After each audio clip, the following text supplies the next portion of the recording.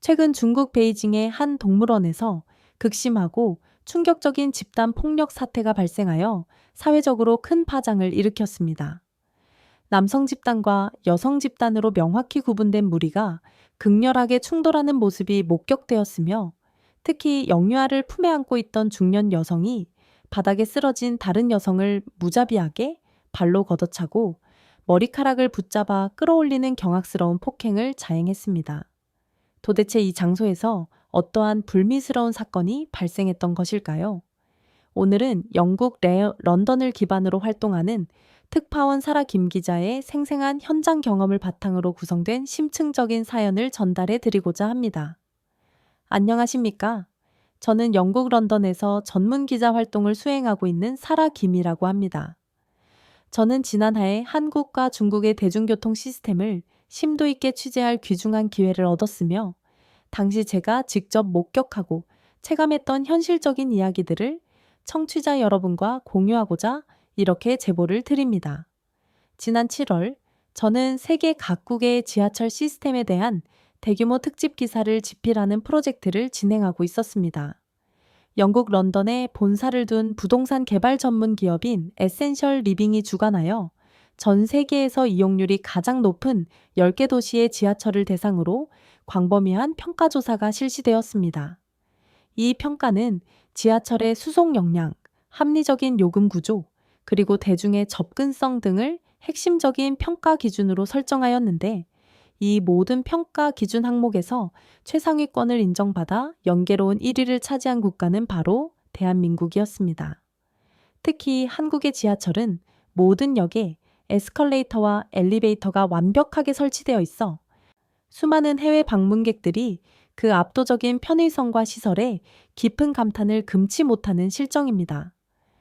본래 저는 한국 지하철에 초점을 맞춘 단독 특집 기사를 기획하고 있었으나, 저의 중국인 직속 상사인 왕 부장은 세계 지하철 1위는 무조건 중국이어야 한다고 강력하게 주장하며 지속적으로 중국 지하철 취재를 강압적으로 요구했습니다.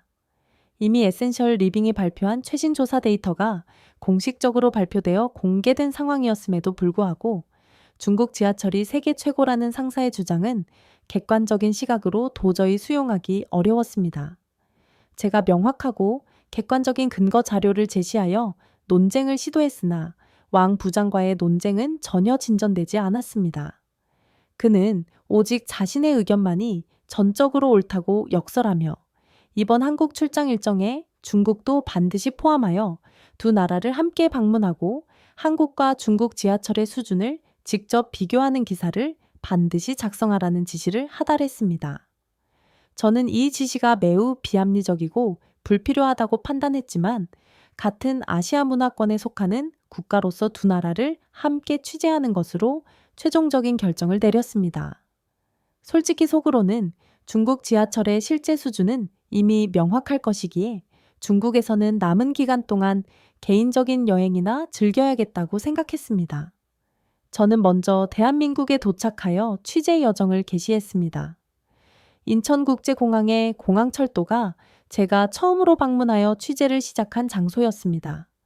사전 조사 결과에 따르면 한국 여행 시 외국인들이 가장 선호하는 장소 중 하나가 바로 인천국제공항으로 손꼽힌다고 합니다.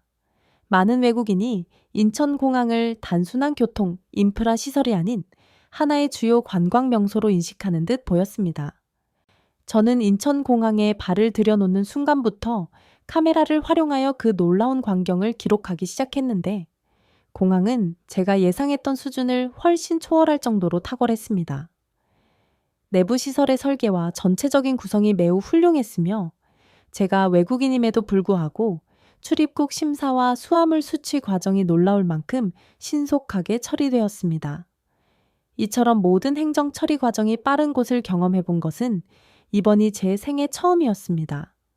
일반적으로 공항, 화장실은 불결하고 악취가 발생하는 경우가 빈번한데, 인천공항의 화장실은 마치 최고급 호텔의 화장실처럼 청결하게 관리되어 있어 감탄을 금할 수 없었습니다.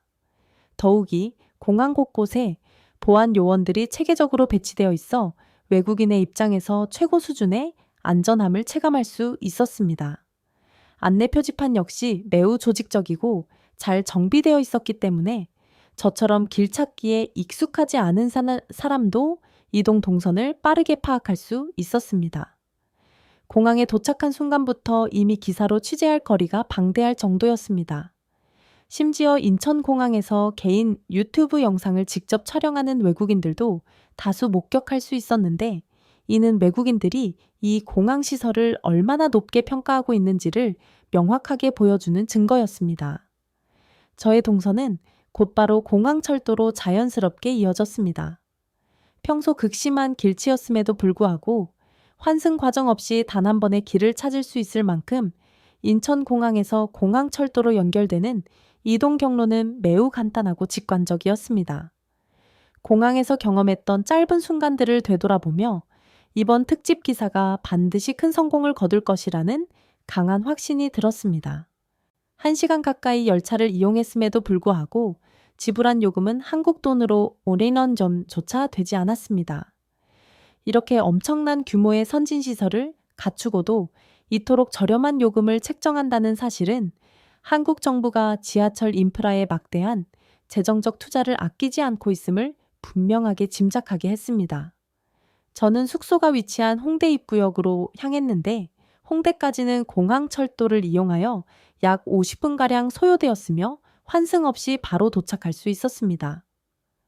공항철도에 처음으로 탑승했을 때 제가 느꼈던 감정은 정말로 대단하다는 것이었습니다. 살면서 이토록 쾌적하고 청정한 지하철 환경은 처음이었습니다. 물론 현재 런던의 지하철 역시 시설 업그레이드가 진행 중이기는 하나 워낙 역사가 오래되었기 때문에 차량 내부가 매우 비좁고 이용에 불편한 점이 많습니다. 열차 양쪽에 승객이 착석해 있으면 중앙 통로를 따라 걷기조차 어려울 정도입니다. 런던의 좁은 차량들은 자연 환기 방식을 채택하고 있어 환기창으로 유입되는 바람으로 냉방과 환기를 대신하고 있으며 심지어 무더운 여름철에도 에어컨 작동 없이 창문을 개방한 채 운행하는 경우가 흔했습니다. 저는 홍대로 이동하는 동안 열차 내부의 모습을 꼼꼼하게 사진으로 촬영하고 자리에 앉았습니다. 도착까지 상당한 시간이 소요될 것 같아 잠시 눈을 붙일까 생각했는데 놀랍게도 초고속 무선 인터넷 와이파이, 이 승객들에게 무료로 제공되는 것을 발견했습니다. 과거 영국 BBC와 미국 CNN에서 한국의 인터넷 기술력을 세계 최고 수준이라고 극찬하는 기사를 접한 적은 있었지만 지하철 내부에서 무료 와이파이가 제공된다는 사실은 눈으로 직접 보고도 쉽게 믿기 어려웠습니다. 해외에서 공공 와이파이를 제공하는 장소에 가본 적은 있지만 속도가 너무 느려서 사실상 사용이 불가능한 경우가 대다수였습니다. 그런데 한국 지하철에서는 놀라울 정도로 빠른 속도의 와이파이를 무료로 이용할 수 있었습니다. 이 지하철 와이파이의 속도는 심지어 제가 근무하는 회사 사무실의 와이파이 속도보다도 훨씬 더 빨랐습니다. 저에게 이 정도의 속도는 가히 기적과도 같다고 표현할 수 있을 정도였습니다. 와이파이를 활용해 이것저것 필요한 정보를 검색하며 시간을 보내다 보니 어느새 홍대 입구역에 도착해 있었습니다. 저는 한국 방문 이전에 대부분의 한국인이 교통카드를 사용한다는 정보를 조사했기에 인천공항에서 티머니 카드를 미리 구매해 두었습니다. 서울 지하철의 가장 혁신적인 장점은 바로 통합된 대중교통 시스템이었습니다. 서울에서는 이 작은 교통카드 단 한 장만으로 버스, 지하철, 택시는 물론 심지어 편의점 이용까지 가능했습니다. 더 놀라운 사실은 대중교통 간 일정 시간 내에 환승할 경우 추가 요금이 전혀 부과되지 않는 혁신적인 환승 정책이었습니다. 심지어 환승할 때 노선이나 운영회사에 전혀 상관없이 하나의 교통카드로 모든 처리가 일사천리로 가능했으며 일본처럼 환승을 위해 지상 밖으로 나갔다가 다른 지하철을 갈아타야 하는 번거로운 과정이 전혀 없었습니다. 이전에 제가 방문했던 일본의 지하철은 매우 불편했었기 때문에 한국의 시스템이 더욱 충격적으로 다가왔습니다. 일본은 요금이 매우 비쌌을 뿐만 아니라 외국인 승객을 전혀 배려하지 않는 구조였기 때문에 저를 포함한 많은 외국인이 길을 헤매는 모습을 자주 목격했습니다. 심지어 일본은 지하철 노선마다 운영 주체가 모두 달랐기 때문에 열차를 갈아탈 때 아예 출구 밖으로 나갔다가 한참을 걸어가서 다른 노선을 타기 위해 다시 지하로 진입해야 하는 경우가 허다했습니다. 당연히 이 경우 요금은 별도로 부과되었습니다. 물론 제가 일본을 방문했을 때가 오래전이라 지금은 개선되었을 수도 있겠지만 더 개인적으로 저는 일본이 외국인에 대한 배려가 부족하다는 인상을 강하게 받았습니다. 안내방송부터 이해하기 어려운 수준이었고 노선도 또한 너무 복잡하여 판독하기 힘들었습니다. 그러나 한국의 지하철 시스템은 그 차원이 완전히 달랐습니다. 이러한 선진적인 통합 대중교통 시스템은 전 세계 어디에서도 쉽게 찾아보기 어렵습니다.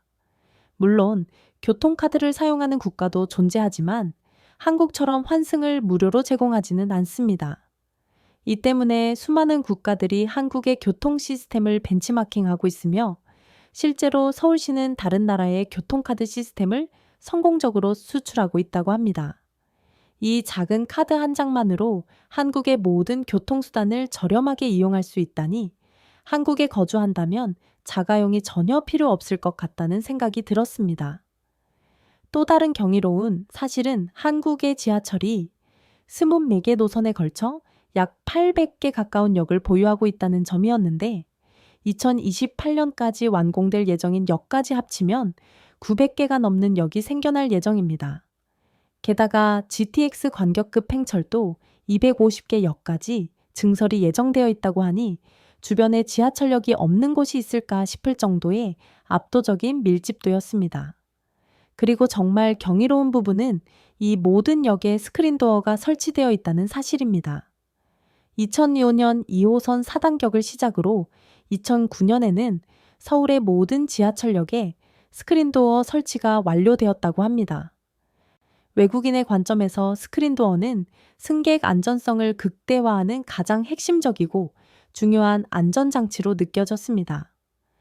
스크린도어 설치에 상당한 고비용이 투입되었겠지만 각 스크린도어마다 다양한 광고들이 부착되어 있는 것을 보았을 때 이 광고 수익으로 설치 비용을 충당하고도 충분히 수익이 남았을 것이라 짐작했습니다. 이처럼 효율적으로 스크린도어를 활용하는 한국인들의 아이디어는 참으로 창의적이고 대단합니다. 스크린도어 덕분에 승객 추락 사고나 투신 자살 같은 심각한 안전 문제가 아예 발생하지 않는다는 점 또한 매우 긍정적입니다. 저는 한국인들이 가장 많이 이용하는 핵심 순환 노선인 2호선을 먼저 취재하기로 결정했습니다. 출근 시간이 한참 지난 후였음에도 불구하고 2호선 이용객은 상당히 많았습니다. 제가 영국에서 사전 조사를 했을 때 흥미로웠던 내용은 열차 안에 사람이 가득 차 있어도 젊은 사람들이 노약자석이나 임산부 배려석에 앉지 않는다는 것이었습니다. 실제로 제가 직접 목격해보니 정말로 그러했습니다. 지하철 내에 승가액이 매우 많았음에도 불구하고 노약자석과 임산부 배려석은 비워져 있었습니다. 이는 법적인 의무사항이 아닐 것임에도 불구하고 단 한 명도 이를 위반하는 사람이 없다는 사실에 저는 한국인들의 높은 시민의식에 깊이 감명받았습니다. 한국을 동방개의지국이라고 부른다고 들었는데 아마 이러한 성숙한 모습들 때문이 아닐까 하는 생각이 들었습니다. 저는 지독한 길치라 일본 지하철에서도 길을 여러 번 헤맸었습니다. 그런데 한국에는 놀랍게도 외국인 전용 지하철 앱인 서울 서브웨이 애플리케이션이 존재했습니다. 이 앱의 기능은 정말 충격적일 만큼 놀라웠습니다. 앱을 실행하는 순간 자동으로 저의 현재 위치를 정확히 인식하여 어느 방향의 열차를 탑승해야 하는지 알려주고 심지어 제가 탑승하려는 열차 칸별 혼잡도까지 실시간으로 상세하게 안내해 주었습니다. 더욱이 출발 시간과 도착 시간이 1분도 오차 없이 정확했으며 환승 열차를 탈 때 가장 효율적이고 짧은 이동 동선까지 안내받을 수 있었습니다. 이 정도의 시스템이라면 저 같은 길치는 길을 잃으려고 해도 잃을 수가 없을 것입니다. 한국에서는 환승이 너무나 쉽고 당연한 일처럼 느껴졌습니다. 게다가 이 서울 서브웨이 앱에는 제가 서 있는 역 주변의 관광지 정보와 서울의 주요 관광지 30곳이 한눈에 보기 좋게 매우 잘 정리되어 있었습니다. 이 애플리케이션만 있다면 서울 여행이 전혀 어렵지 않을 것 같았습니다. 또한 안내방송 시스템도 매우 훌륭했습니다. 매 역마다 내릴 곳의 역 이름을 2번씩 반복하여 명확히 알려주고 내리는 방향까지 상세하게 방송해 주었습니다. 방송이 없더라도 알 수 있도록 양쪽 문 위에는 작은 스크린이 있어 역 이름이 크게 표시되고 내리는 방향의 문은 밝게 빛나서 방향을 혼동할 염려가 전혀 없었습니다. 이 모든 설계는 이용객의 편의와 배려를 최우선으로 고려한 결과가 아닌가 하는 생각이 들었습니다. 저는 강남역에서 하차했습니다. 전 세계적으로 유명한 도시인 만큼 정말 많은 사람들이 강남역을 이용하고 있었습니다. 제가 강남역에 온 특별한 이유는 바로 한국에 있는 무인 지하철을 직접 탑승해 보기 위해서였습니다. 영국에서 한국 지하철에 대해 조사했을 때 기관사가 없는 노선이 있다는 사실에 깜짝 놀랐고 도저히 믿을 수가 없었기 때문입니다. 저는 신분당선 노선으로 이동했습니다. 열차의 첫 번째 칸에 탑승하는 순간 저는 다시 한번 큰 충격을 받았습니다. 기관실이 있어야 할 공간이 완전히 개방되어 있었고 제가 마치 기관사가 된 것처럼 열차가 나아가는 레일을 정면으로 시원하게 바라볼 수 있었습니다. 미리 조사를 통해 알고 있었지만 어떻게 이렇게 고속으로 장거리를 운행하는 지하철이 무인 시스템으로 운영될 수 있는지 이해하기 어려웠습니다. 짧은 거리를 이동하는 모노레일 정도야 기관사 없이 이동이 가능하겠지만 이처럼 복잡하고 긴 노선이 무인으로 운영되는 것은 실로 경이로웠습니다. 저는 반대편 칸으로도 자리를 옮겨보았으나 그곳 역시 뻥 뚫려 있었습니다. 혹시 직원이 상주할 공간이 있을까 하여 열차 이곳저곳을 둘러보았지만 직원이 탑승할 만한 공간조차 없었습니다. 한국의 지하철 시스템은 정말 압도적으로 대단했습니다. 제가 직접 한국에 와서 체험해보니 한국은 제가 생각했던 것보다 훨씬 더 안전하고 기술 발전이 고도화된 국가였습니다. 또 한 가지 대단한 점은 이러한 선진 지하철을 이용하는 한국인들의 높은 시민의식이었습니다. 모두가 질서를 철저히 준수했고 지하철 내에서 소란스럽게 떠들거나 큰 소리로 통화하는 사람이 없었습니다. 대부분의 사람들이 조용히 독서를 하거나 이어폰을 사용하여 음악을 듣고 있었습니다. 제가 경험한 한국 지하철은 실로 경이로운 수준이었습니다. 시설뿐만 아니라 그 운영 시스템이 얼마나 뛰어난지 이루 말할 수 없었습니다. 지하철을 타고 서울 어디든 신속하게 이동할 수 있었고 그 비용은 고작 1달러, 즉 약 1,000원대에 불과했습니다. 모든 것이 질서정연하고 체계적이었으며 열차는 매우 부드럽게 운행되었습니다. 내부 또한 조용하고 청결했습니다. 아주 평화롭고 편안한 경험이었습니다. 저는 한국에서의 취재 일정을 모두 마치고 곧바로 중국 베이징으로 향했습니다. 사실 베이징은 과거 올림픽 개최를 위해 도시 전체를 재정비했기 때문에 지하철 시설 자체는 우수할 수밖에 없었습니다. 저의 중국인 상사인 왕 부장이 중국 지하철이 세계 최고라고 주장하는 이유도 바로 이 시설적인 우수성에 있었을 것입니다. 저는 별로 취재할 내용이 없을 것이라 예상하고 지하철 취재는 하루 만에 끝낸 후 나머지 일정은 제가 가장 좋아하는 판다를 보러 동물원에 가야겠다고 계획했습니다. 사실 저는 중국이라는 국가 자체를 선호하지는 않지만 중국 판다, 특히 한국의 푸바오에 대해서도 잘 알고 있을 만큼 판다를 매우 좋아합니다. 빨리 취재 일정을 마무리하고 남은 일정 동안 자유를 만끽하고 싶었습니다. 저는 취재를 위해 베이징 지하철에 탑승했는데 처음 탑승한 그 순간부터 엄청난 문화적 충격을 받았습니다. 지하철이 역에 도착하자마자 사람들은 마치 달리기 경주를 하는 것처럼 먼저 탑승하기 위해 서로 격렬하게 밀치며 돌진했습니다. 저 역시 그 혼잡한 틈에 끼어들어 넘어질 뻔할 정도로 매우 위험한 상황이었습니다. 어린 학생들부터 나이가 지긋한 어르신들까지 모두가 서로를 밀치고 당기며 좌석을 차지하려고 아수라장을 만들고 있었습니다. 한국에서 보았던 교통약자를 배려하는 성숙한 모습은 전혀 찾아볼 수 없었습니다. 심지어 지하철 객차 내에서 싸우는 사람까지 목격했습니다. 두 여성이 우산을 들고 격렬하게 싸우는데 바로 옆에 어린아이가 앉아 있음에도 불구하고 어떻게 저렇게 폭력적으로 싸울 수 있는지 도저히 이해할 수 없었습니다. 지하철 안에 있던 다른 중국 사람들은 그 둘을 제지하려고 하지도 않았고 마치 흥미로운 구경거리처럼 바라보고 있었습니다. 게다가 대부분의 사람들이 휴대폰을 꺼내 이 충격적인 장면을 영상으로 촬영하고 있었습니다. 사실 저는 살면서 공공장소에서 이렇게 격렬하게 싸우는 모습을 처음 보았습니다. 이런 모습은 영화에서나 나오는 줄 알았습니다.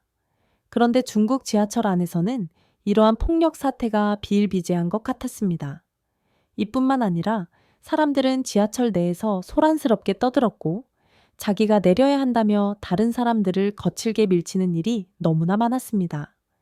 잠시 지하철을 이용했을 뿐인데도 정신이 혼미해질 지경이었습니다. 베이징 지하철을 짧게 이용했을 뿐이지만 저는 엄청난 문화 충격과 정신적 충격을 받았습니다. 중국 지하철의 시설 자체는 최신식이었지만 지하철을 이용하는 중국인들의 시민의식 수준은 최악이었습니다. 그리고 한국과 비교했을 때 환승 시스템이 정말 불편했습니다. 계획 없이 무분별하게 노선을 확장해서 그런 것인지 환승 자체가 매우 어려웠습니다. 특히 13호선과 15호선이 만나는 왕징서역은 환승을 하려면 무려 10분을 걸어야 했고 2호선 동즈먼역은 지상으로 나와 한참을 걸어가서 다시 지하로 내려가 환승해야 하는 복잡한 구조였습니다. 저는 더 이상 중국 지하철을 이용하고 싶지 않다는 강한 생각이 들었고 이런 미개하고 비상식적인 중국의 현실을 기사로 쓰는 것 자체가 불가능하다고 판단했습니다. 있는 그대로의 사실을 보도한다면 저의 중국인 상사인 왕 부장이 가만히 있지 않을 것이 분명했습니다. 저는 더 이상 중국 지하철을 취재하고 싶지도 않았고 비상식적인 중국인들과 가까이 있고 싶지도 않았습니다. 그래서 저는 택시를 이용하여 동물원으로 이동했습니다.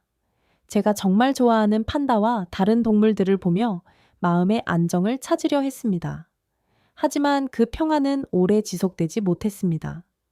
갑자기 동물원 내부가 엄청나게 소란스러워졌습니다.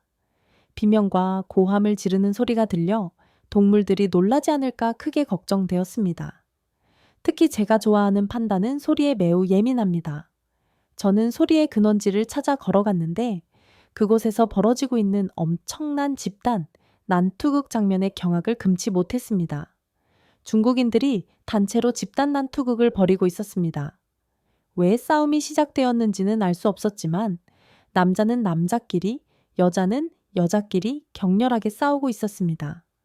가장 충격적이었던 장면은 어린아이를 품에 안고 있는 중년 여성이 다른 여성과 싸우는 와중에 바닥에 넘어져 있는 여자를 무자비하게 발로 걷어차고 머리카락을 휘감아 질질 끌고 가는 모습이었습니다. 나이가 많고 심지어 어린아이까지 안고 있는 사람이 싸움을 중재하기는커녕 누워있는 무방비 상태의 사람을 공격하는 모습은 너무나 충격적이었습니다. 살면서 단 한 번도 보지 못한 광경이었기에 저는 눈을 뗄 수가 없었습니다. 한 여자를 무자비하게 공격하는 중년 여성을 보는 것이 너무나 불편하고 불쾌했습니다. 그때 어떤 남자가 나타나 그 할머니가 하는 행동을 목격하고는 곧바로 달려가 할머니를 발로 차버렸습니다. 저는 이 장면에도 또 한 번 큰 충격을 받았는데 어떻게 연장자를, 그것도 어린아이를 안고 있는 여성을 발로 찰 수 있는지 도저히 이해할 수 없었습니다. 도대체 중국이라는 나라가 어떤 나라인지 전혀 감을 잡을 수 없었습니다. 이는 분명히 비상식적으로 운영되는 나라라는 확신이 들었습니다. 지금 다시 생각해 보아도 온몸에 소름이 돋을 정도입니다. 이렇게 미개한 민족성이 존재한다는 사실 자체가 경이롭습니다. 똑같은 아시아 국가인데 어떻게 한국과 중국이 이토록 극명하게 다를 수 있는지 납득이 가지 않았습니다. 세계적으로 왜 중국인들을 민폐라고 지칭하는지 단번에 이해가 가는 순간이었습니다. 저는 잠시도 이런 나라에 더 이상 머물고 싶지 않았습니다. 결국 저는 제 개인 사비로 항공권 일정을 긴급히 변경하여 영국으로 급히 복귀했습니다. 그리고 저의 중국인 상사왕 부장에게 단호하게 보고했습니다. 중국 지하철 시설은 새로 건설되었기에 좋은 것은 맞지만 그것을 이용하는 중국인들의 시민의식은 최저 수준입니다. 따라서 저는 중국 지하철에 대한 기사는 도저히 작성할 수 없겠습니다. 라고 명확히 입장을 밝혔습니다. 제 말에 왕 부장은 아무런 반론도 제기하지 못했습니다. 아마 그 역시 사실을 알고 있었을 것입니다. 저는 이후 한국 지하철에 대한 기사를 작성하면서 다시 한번 한국에 깊이 감탄하게 되었습니다. 기억을 되짚어 볼수록 중국과 한국이 어떻게 이토록 극명하게 다를 수 있는지를 되새기게 되었기 때문입니다. 한국 지하철에서의 모든 경험은 한국의 선진 대중교통 시스템과 그것을 이용하는 시민들에 대한 저의 깊은 존경심을 불러일으켰습니다. 한국인들의 공공장소에서의 질서정연하고도 높은 시민의식은 진정으로 전 세계가 본받을 만한 모범 사례였습니다. 오늘의 사연은 영국 출신 사라 김 기자의 생생한 경험을 박서준 아나운서가 읽어드렸습니다. 중국은 알면 알수록 경악할 수밖에 없는 나라인 것 같습니다. 저 박서준 또한 며칠 전 지하철에서 평소와 달리 소란스러움을 느꼈는데 확인해보니 중국인 관광객들이 떠드는 소리였습니다. 중국인들이 타인을 배려하는 마음을 가졌으면 좋겠다는 생각이 드는 하루입니다. 오늘 사라 김 기자의 생생한 취재 후기에 대해 시청자 여러분의 견해는 어떠하신가요?